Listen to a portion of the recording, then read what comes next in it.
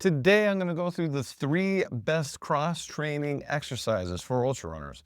And I have a bonus for you. You're going to have to wait for that later in the show. Now, I've been a serious runner since 2021. That's when I ran my first marathon, a self-made marathon. I ran 26.2 miles by myself without an official race. Okay, I had support, I had my amazing significant other, and my parents are supporting me as well. I actually set up a situation where I run between our house and my parents' house and back so I can refuel and get water and get everything I need to continue on my way. Now, since I've become an ultra runner, I almost feel like I always have some sort of pain in my body. All right. Now, in the past couple of years, since I've lost 40 pounds, back in 2022, I ran my second official marathon. It was probably my 4th or 5th marathon, and I had ran a 50K at that point, so 31 miles. But as my second official marathon was in Honolulu, Hawaii, end of 2022. I weighed almost 200 pounds, and I was just feeling off, okay? My knees were starting to hurt, my feet were starting to hurt, just starting to have all these pains, okay? What I did at the time is I'm like, you know what, if I really want to run 50 miles or beyond, and if I want to keep doing this, I want to lose some weight, okay? When I ran the Colfax Marathon in Colorado, which is a mile above sea level versus at sea level in Hawaii, I ran in 4.5 hours. When I ran the Honolulu Marathon, I ran in 5 hours. And I was training a mile above sea level, okay? It's the extra weight that slowed me down. So what I did is I embraced the 3 pillars of healthy living that I teach in my healthy living guide. It takes less than 2 or 3 minutes. Probably if you're a fast reader, it might even take you 1 or 2 minutes to read this whole guide and start integrating it into your life. That's my 3 pillars of healthy living guide. I have it linked in the description below this video if you're watching on YouTube, and I have it in the show notes if you are listening to this as a podcast. Or you can go to www.athletewithasthma.com/healthy-living-guide to grab your copy today. Once I lost 40 pounds, now I weigh anywhere between 155 and 160 pounds, my injuries have drastically decreased, but I still get them, okay? I don't really get any really bad injuries, knock on wood, but I still get pains. And what I've learned is the cross-training exercises that I'm going to share with you today have helped me drastically decrease my pains in my body even more as an ultra runner, along with losing that weight. So the first cross-training exercise that I recommend everyone do is integrate some sort of yoga into their weekly routine, okay? Ideally, you want to do yoga once a week, okay? 1 to 2 times a week if you can swing it, okay? But when we're talking about yoga, there are a lot of different types of yoga. So what you really want to do is integrate yoga focused on runners. If you want yoga focused on runners, go to my YouTube channel, and I have it linked in the show notes, and I have it linked in the description below this video. I have a playlist that is all about yoga. So I'm a yoga teacher, so I record yoga sessions that are built for runners and athletes with asthma. So you can do your yoga virtually, okay, by going to my YouTube channel. I have different lengths and types of classes. But the basics are you just want yoga focused on runners, okay? This means focused on stretches. So there's really 2 types of yoga that I have on my channel, okay? I have a typical flow for runners. Then I have yoga sculpt, which is with weights, okay? Now, both of these types of classes are focused on runners. That means that for flow, we're going to be stretching our legs, okay? Our hamstrings, our calves, our quads, our glutes, our hips, okay? Our feet, okay? That's what you want to make sure you're doing. And you want to make sure you're doing a flow once a week like that, or just stretching, yoga stretches focused on the legs once a week, okay? If you're going to add a second type of yoga, you could add yoga sculpt with weights focused on the legs, okay? So this means we're doing kind of high intensity exercises and strength-based exercises mixed with yoga focused on lower body. We're gonna do some upper body too, because we wanna make sure we have some strength in our upper body, okay? And we wanna make sure that we can carry our pack, carry our things, okay? Depending on what kind of ultra race you're doing, you may even have to have a weighted pack, okay? You may have to carry a lot of things, not just water, but camping gear, all this stuff. Depends. So yoga 1 to 2 times a week. If you're gonna do 2 sessions a week, then I highly recommend you do a flow and a sculpt, and you can access either one of these on my YouTube channel in my playlist, Yoga for Runners and Athletes with Asthma. Okay, number 2, we already kind of talked about this. Want to integrate high intensity interval training, okay, or HIIT. Okay, same thing with this, 1 to 2 times a week. I always say 1 to 2 because I'm gonna give you 3 different things here. If you can do each of these once a week, that's a win, okay? Now for HIIT, that could be yoga sculpt, because yoga sculpt brings our heart rate up with cardio and high reps, low weight, okay? We're really trying to get our heart rate up, and then you use your breath to bring your heart rate back down. You can also do high intensity interval training, so we can do sculpt. We can just do a class with weights. All right? I teach yoga live at Endorphin in Colorado, okay? And we also offer a lot of HIIT classes at Endorphin. I teach a yoga flow for runners at Endorphin, but there's tons of HIIT classes for athletes at Endorphin. Now, if you live in Colorado, I highly recommend that you come to my Yoga for Runners class.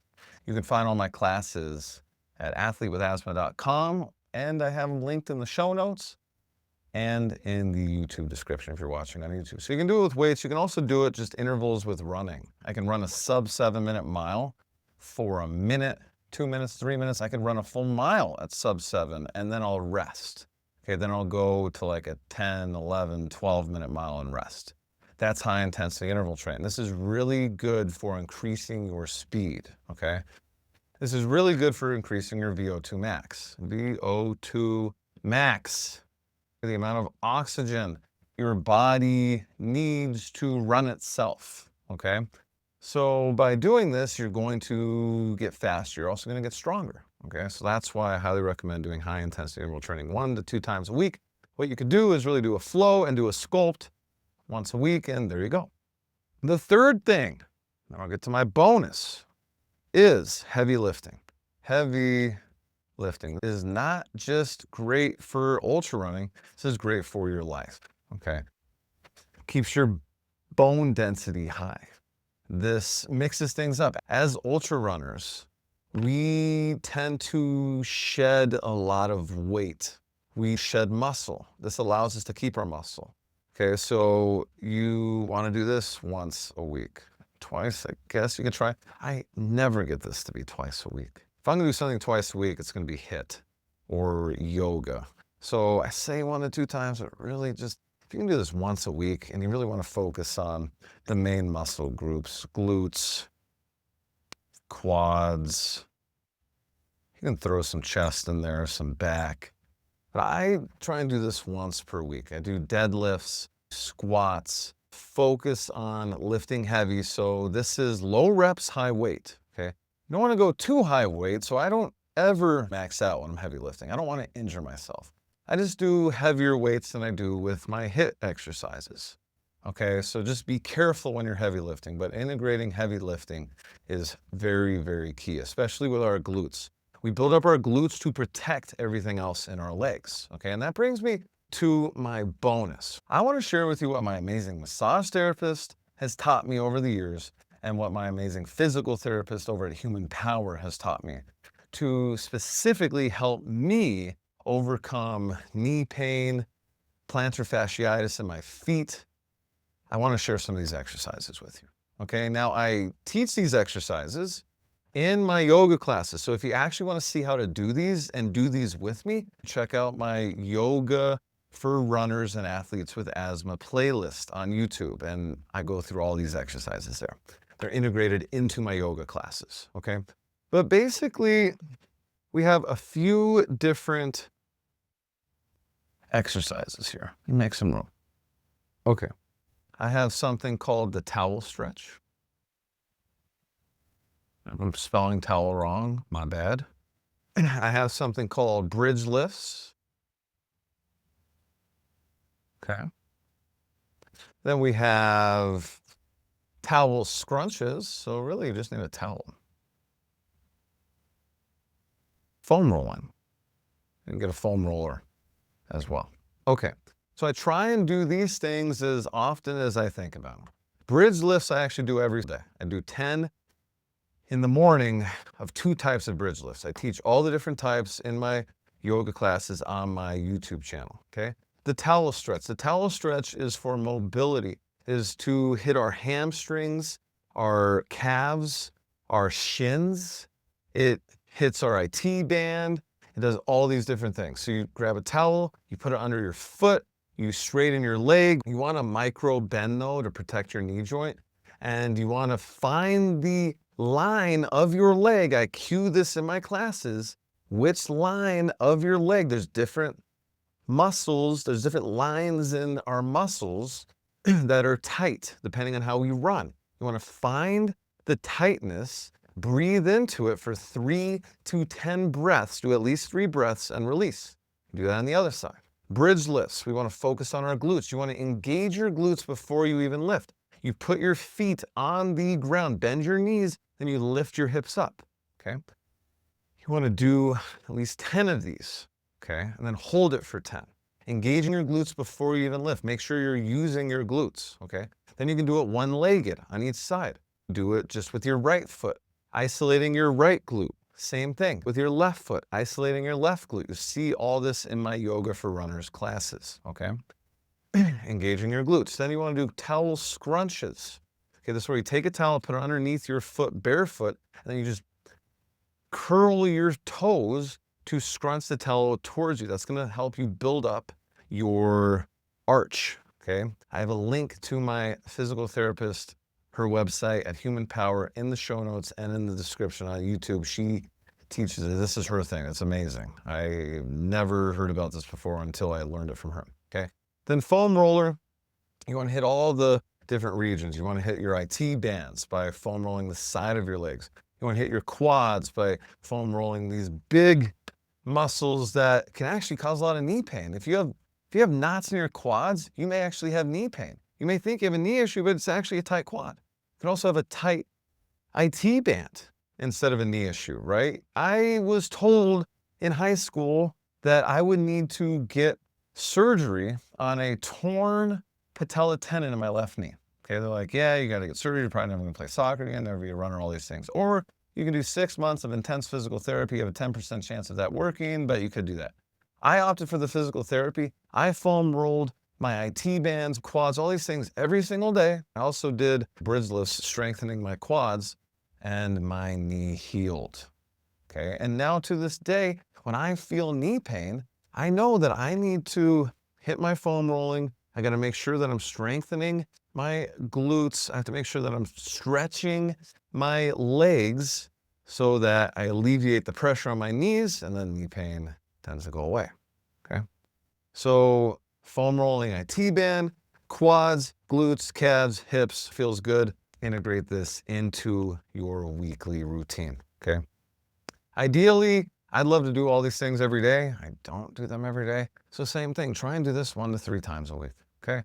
So once a week on yoga, once a week on high intensity, once a week on heavy lifting, 1 to 3 times a week on these things. This is gonna take you like 5 to 10 minutes, okay? Each time you do these things, okay? You can even knock these out a lot shorter time, okay? Now, remember, I have that healthy living guide. I talked about it at the beginning of this episode. My 3 pillars of healthy living to not only help you lose some weight if you need to, but really live a healthier life with movement, tracking, and accountability. You can grab your free healthy living guide at www.athletewithasthma.com/healthy-living-guide, or just scroll down to the show notes or the YouTube description. And I'll see you in the next episode.